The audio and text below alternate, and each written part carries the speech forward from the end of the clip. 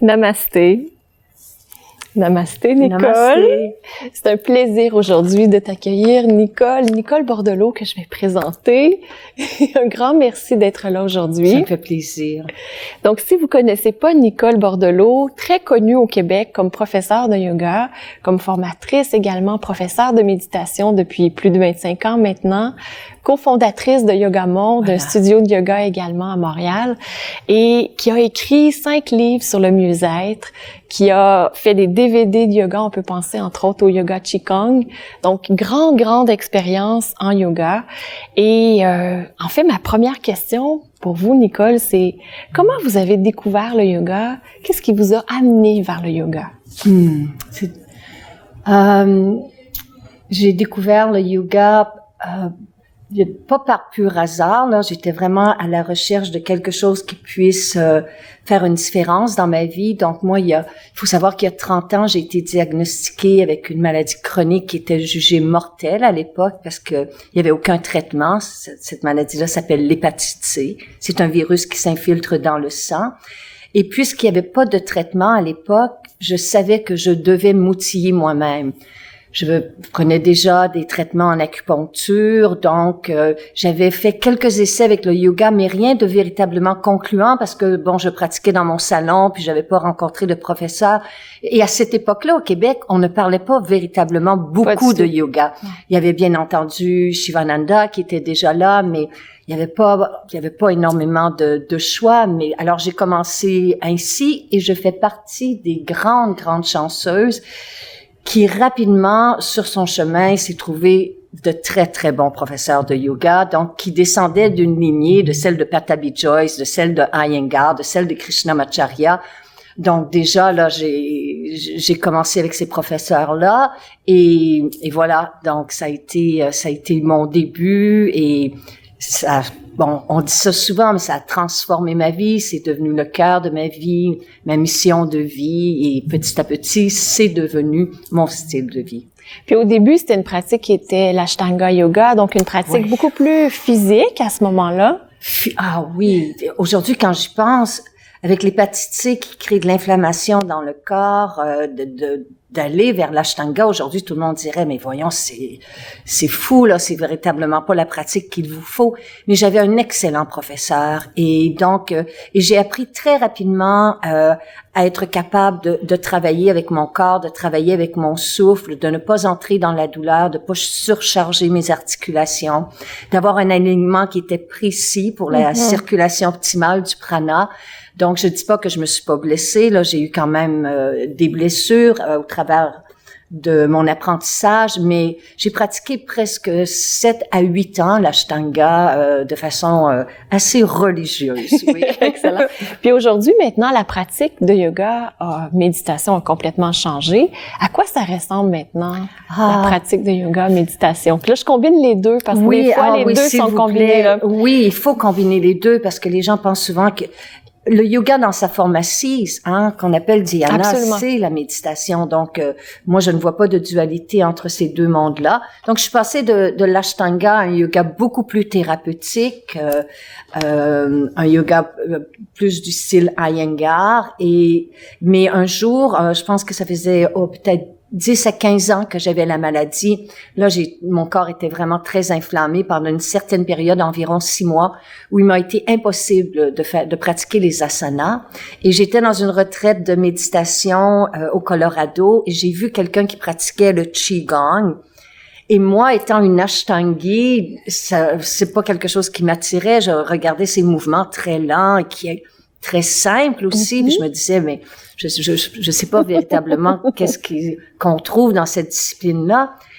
Mais à l'intérieur de mon corps, il y a eu cet appel et j'ai commencé à étudier le Qigong. J'ai vu qu'il y avait autant, sinon plus, d'écoles de pensée de Qigong qu'il y en a en yoga. Et petit à petit, le Qigong va s'installer dans ma vie, mais puisque je suis une fervente du yoga, je vais marier les deux disciplines et appeler ça bien humblement Qigong Yoga parce que les gens qui me regardaient pratiquer disaient c'est pas du Qigong.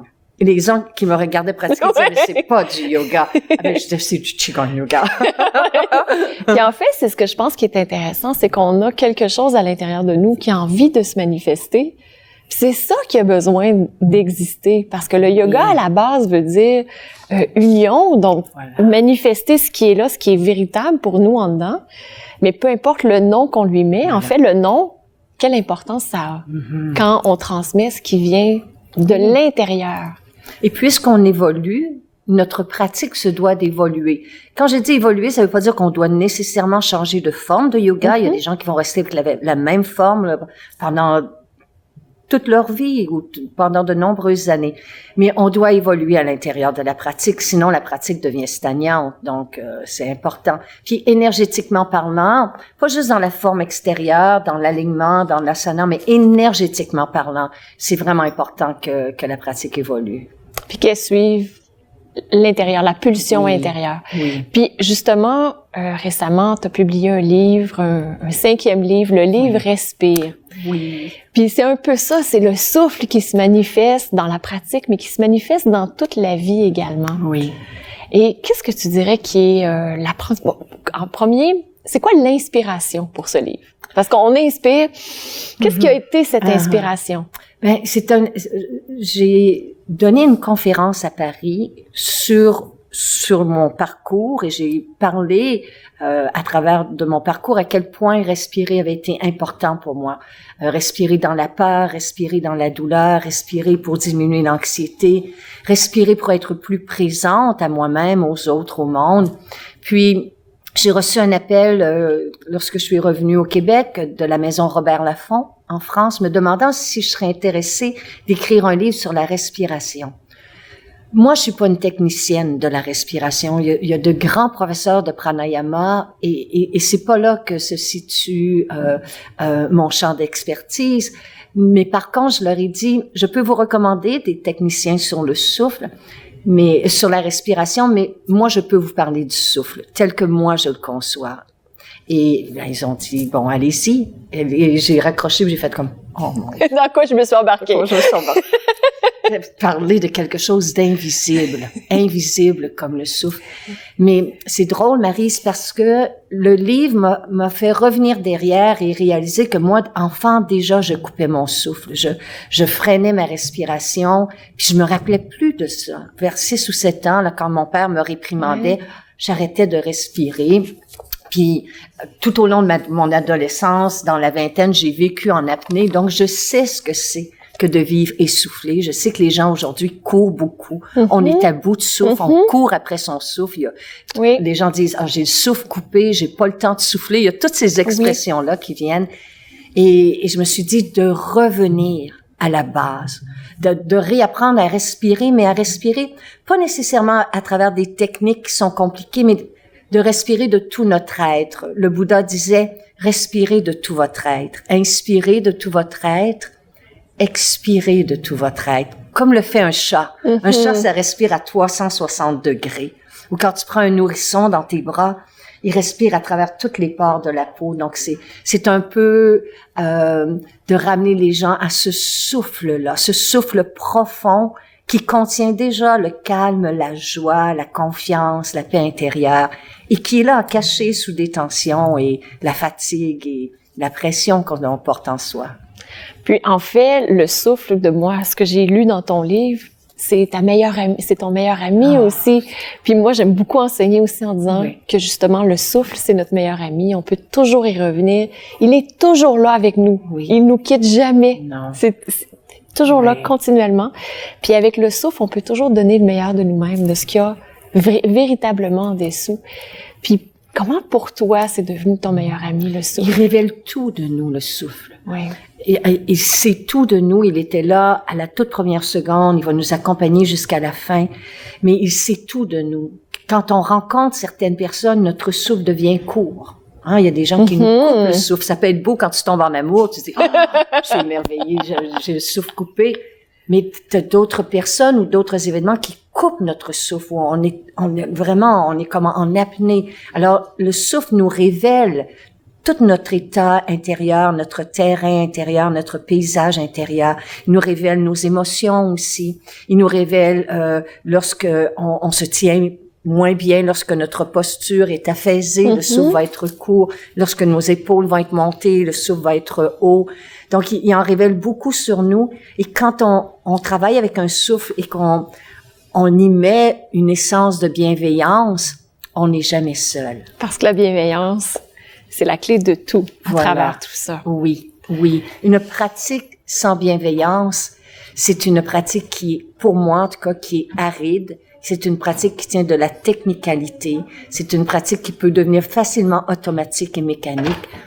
Alors que lorsque Ahimsa, la bienveillance, la compassion, est dans le souffle, et dans le mouvement, et dans l'énergie, et dans l'intention, c'est la plus belle des pratiques. Merveilleux. Qu'est-ce que tu dirais aux professeurs de yoga? Quelle est la chose la plus importante que tu as envie de partager avec des professeurs de yoga? Demeurez débutant. Du moment que vous pensez que vous savez, déjà, la pratique commence à stagner. De garder le feu du débutant. Continuez de questionner votre corps, de l'interroger, continuez d'étudier, continuez de vous ouvrir à d'autres champs de discipline.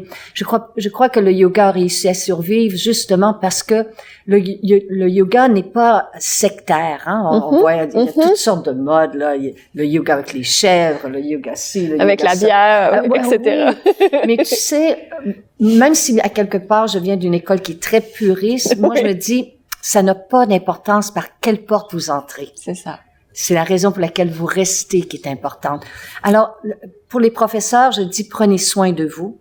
Moi, mes professeurs, je les oblige à faire 3 minutes de Shavasana quand tout le monde est déjà dans Shavasana, que tout le monde est bien en sécurité, que Shavasana est bien amorcé.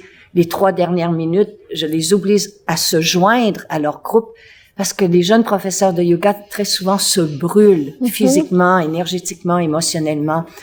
Il y a beaucoup de choses, hein. Ils doivent se faire la promotion sur les réseaux sociaux. Parfois, c'est leurs pratiques qu'ils doivent mettre de côté parce que ils doivent voyager pour donner. Il y a un professeur qui me disait l'autre jour, j'enseigne 14 cours semaine. C'est énorme. Oui. C'est énorme. Donc, prenez soin de vous. Et la belle façon de prendre soin de vous, c'est de demeurer débutant et de garder une sangha. Une sangha. Ça, là, restez près de la sangha. La communauté. La communauté, oui. Excellent. Oui. Et moi, ce que j'ai beaucoup aimé dans le livre Respire, c'est ce côté justement débutant, simple, où on retourne à observer le souffle, où on retourne à la respiration abdominale, où on laisse le souffle entrer. Parce qu'en fait, la respiration, c'est ça, on va pas chercher l'air. L'air prend la place où il y a un espace. Tellement, c'est tellement bien dit. Quand on dit rendre de notre dernier souffle, c'est comme si le souffle nous était donné. Donc, est-ce qu'on le reçoit? Est-ce qu'on le reçoit pleinement? Est-ce qu'on fait de l'espace? Puis souvent, je dis aux gens, commencez par expirer. Videz l'air stagnant de vos poumons avant de prendre une longue, lente et profonde inspiration. Détendez-vous intérieurement. Et je mets l'emphase là-dessus dans Respire, la détente intérieure pour recevoir le souffle, se servir de notre diaphragme et se rappeler cet enseignement des yogis qui dit qu'à quelque part, on a un nombre de souffles donnés et que on ne peut augmenter ces souffles, mais nous pouvons les allonger et nous pouvons les préserver et ne pas les gaspiller.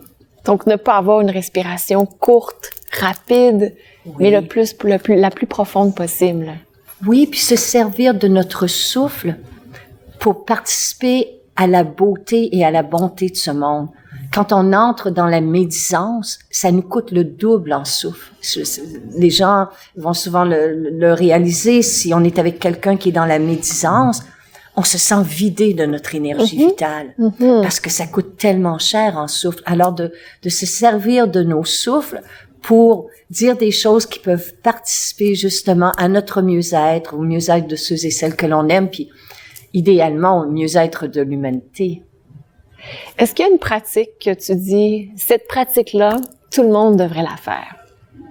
Et est-ce que tu voudrais nous guider dans cette pratique?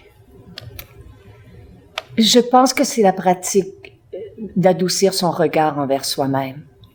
C'est la pratique la plus difficile qui soit. Les gens sont dans une quête de perfectionnement. On a une société qui nous pousse à nous dépasser à outrance. On doit danser comme des stars et cuisiner comme des chefs et décorer comme des architectes. Et il y a cette performance-là qui est vraiment ancrée dans nos gènes au niveau de la société, qui nous bombarde de messages. Puis de se rappeler que nous sommes des êtres humains. Puis que c'est pas comme un téléphone portable que tu branches le soir puis tu te réveilles, c'est vert, c'est 100% de batterie. Non, il y a des jours où tu as juste 20% d'énergie. Il y a des jours où tu as juste 50% de ton énergie vitale. Comment la préserver? En adoucissant ton regard envers toi-même, en apprenant à s'observer avec compassion dans le but de mieux se comprendre et se connaître. Et nos souffles peuvent nous aider. Est-ce qu'il y a une pratique que tu veux nous guider? Oui, très, très simple. Et très simple, on peut la faire, là. Donc, d'abord, de juste poser une main sur le cœur et l'autre sur le ventre. Puis commencer par expirer tout doucement, comme pour laisser aller là, tout ce qui s'est passé avant ce moment, de bon ou de moins bon. Puis de prendre une longue, lente et profonde inspiration par le nez. De conserver le souffle comme 1 à 2 secondes, puis d'expirer lentement par le nez. Donc une autre fois, juste inspirer par le nez et expirer par le nez.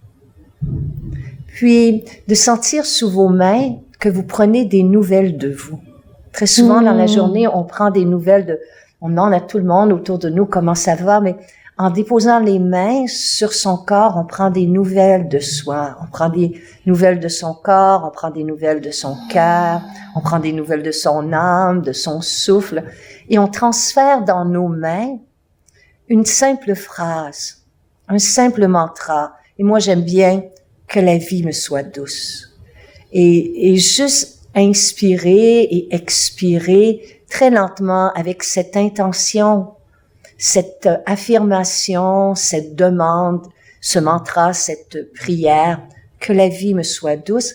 Et que la vie me soit douce signifie que j'adoucisse mon regard envers moi-même, que j'adoucisse mon regard envers les autres, envers ceux et celles qui m'entourent. Alors, on peut faire ça juste quelques minutes avant une réunion, quand on est pris dans un bouchon de circulation. Et bien entendu, on peut garder les mains sur le volant, là, si on est pris dans un bouchon de circulation, mais juste ça. Quelle pratique apaisante. T'as senti, hein, mais je l'ai senti ton corps aussi. Ah oui. C'est juste ça. Tu sais, quand on prend un nouveau-né, hein, je veux dire, on le prend il y a la vie en oui, c'est ça, puis on le tient comme ça. Alors, c'est ce même dépôt de nos mains sur le cœur, sentir le souffle. Et tout de suite, le système nerveux parasympathique s'enclenche, tu sais, après quelques respirations. Donc, je trouve que c'est une belle pratique. Peu importe l'âge, il y a des gens qui sont dans des centres pour personnes âgées, des gens qui sont malades, qui n'ont pas la possibilité, qui sont aux prises avec des grandes douleurs ou des maladies ou un excès de poids parfois, des dépendances, et qui se disent moi, je peux pas venir au yoga, je peux pas venir à la méditation. J'ai pas cette possibilité-là. Alors, je leur dis, posez une main sur le cœur et l'autre sur le ventre. Commencez par expirer doucement. Ça rejoint aussi le conseil que tu donnes aux professeurs de yoga, d'être toujours débutant. Oui. Est-ce qu'il y a plus débutant que de respirer? Non. On peut pas être plus débutant que ça. Non, c'est vrai. C'est la première chose qu'on a fait en arrivant sur cette terre. Et c'est la dernière chose que nous ferons. Et entre les deux, ça s'appelle sa vie. Et si on peut respirer sa vie, ben c'est beau, là. C'est magnifique. Oui. Quel est le mot de la fin que tu as envie de partager avec nos auditeurs? Le mot de la fin, c'est le plus beau cadeau de l'Inde à l'humanité, et c'est Namasté. Namasté, on se rappelle dans sa signification profonde, c'est je choisis, Maryse. Puis c'est facile, là, de voir toute la beauté intérieure en toi, la bonté, la lumière, la divinité.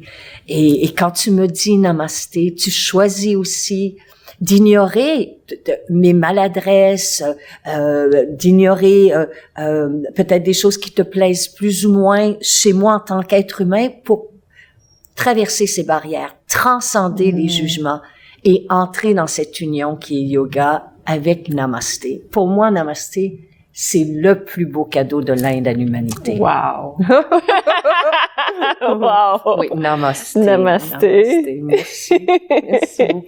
Et je vous invite à écrire dans les commentaires ci-dessous qu'est-ce qui vous touche dans ce partage de Nicole, qu'est-ce qui vibre à l'intérieur de vous et partagez l'entrevue aussi pour que ce message, en toute simplicité, en grande douceur et bienveillance, puisse être partagé avec beaucoup de gens. Ben, merci pour tout le travail Ça me que fait tu plaisir. fais. Merci beaucoup. Merci. Namasté. Namasté. Namasté.